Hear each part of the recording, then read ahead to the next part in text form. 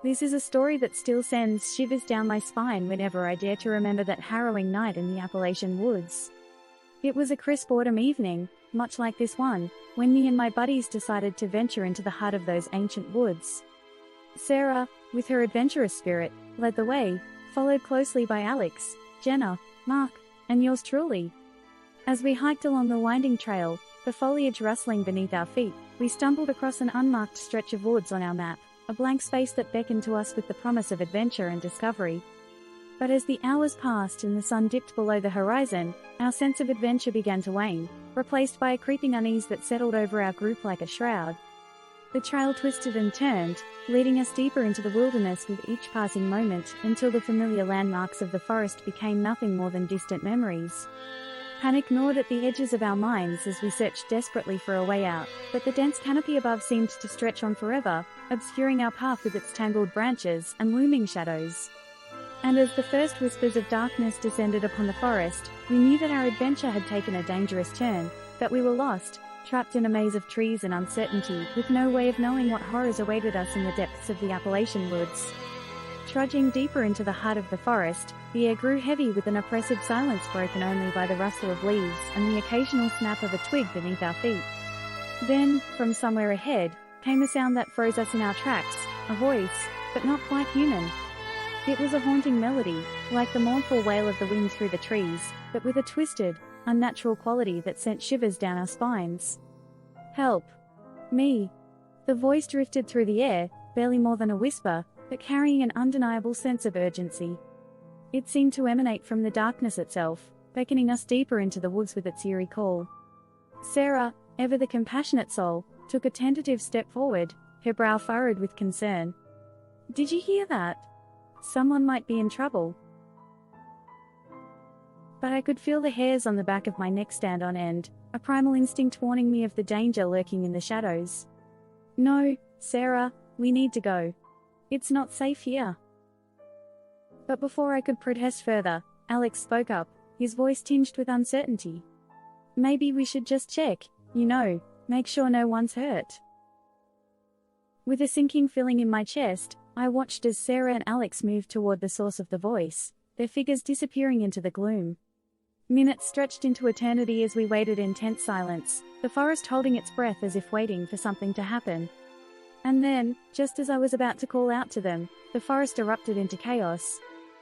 The unearthly howl of this creature pierced the stillness, its voice a chilling cacophony that shattered the night. Terror gripped my heart as I realized the truth. We had walked straight into the creature's trap, lured by its siren song into the darkness of the woods. Without a second thought, we turned and ran, our footsteps echoing through the forest as we fled from the nightmare that awaited us. The chase through the woods was a frenzy of fear and desperation, each step a battle against the encroaching darkness. Heart pounding in my chest, I ran alongside my friends, our breaths ragged and panicked. Branches clawed at our clothes, and roots snaked across the forest floor, threatening to trip us with every stride. Every rustle of leaves, every snap of a twig, sent a jolt of terror through our veins. We darted between trees, seeking refuge in the shadows, but the creature was relentless in its pursuit, its footsteps echoing like thunder in our ears. At one point, we thought we had lost it. We hid behind a cluster of boulders, our breaths held in trembling anticipation. But then, a low growl cut through the silence, chilling us to the bone.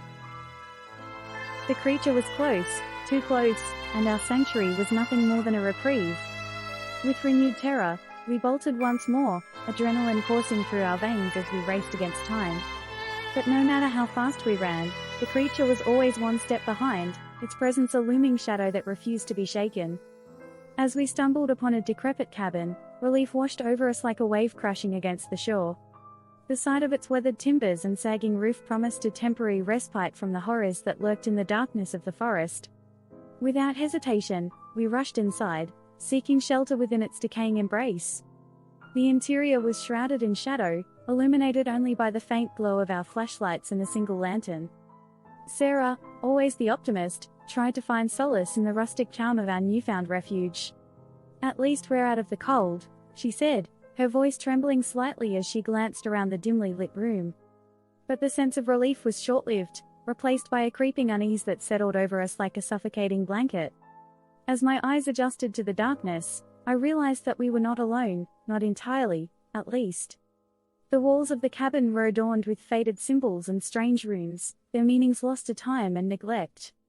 It was clear that this place held secrets, ancient and foreboding, and that we were mere intruders stumbling into a realm beyond our understanding.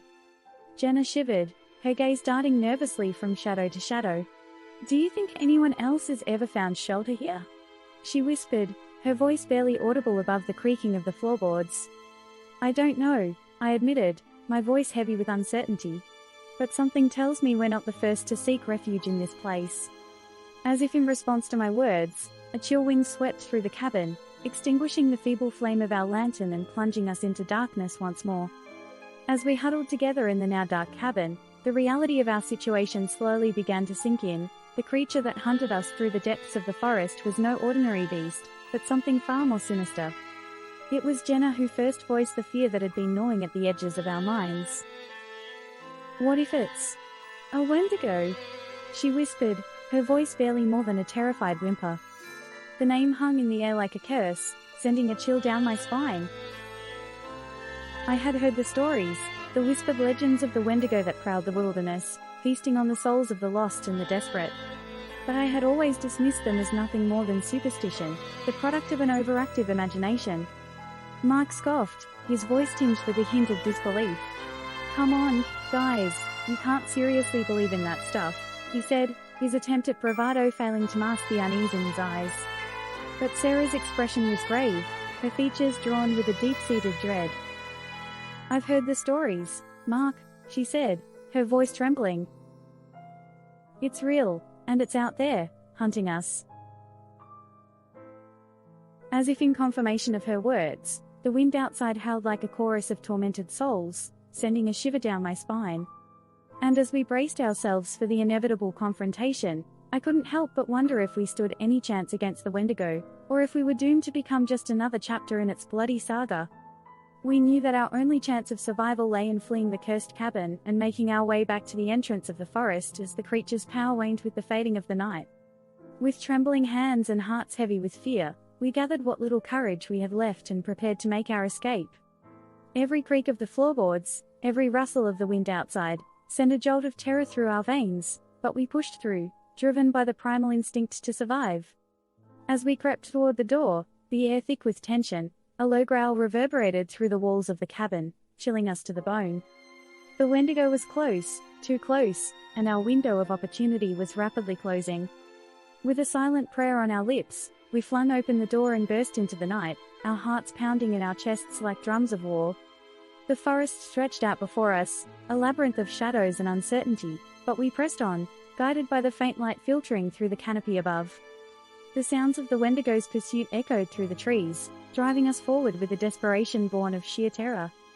And then, just as we feared that all hope was lost, we saw it, the faint glimmer of dawn on the horizon, a beacon of salvation in the darkness. With renewed vigor, we pushed through the final stretch of the forest, our footsteps echoing through the silent woods. With the forest's edge at our backs, we stumbled towards the parking lot, our legs heavy with exhaustion and hearts racing with fear.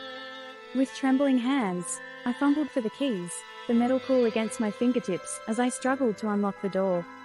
Sarah, Jenna, Alex, and Mark stood beside me, their breaths coming in ragged gasps as they scanned the darkness for any sign of the Wendigo's presence.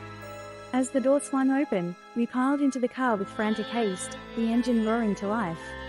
Adrenaline surged through our veins as I slammed my foot down on the accelerator, the tires screeching against the gravel as we tore out of the parking lot and onto the winding road beyond.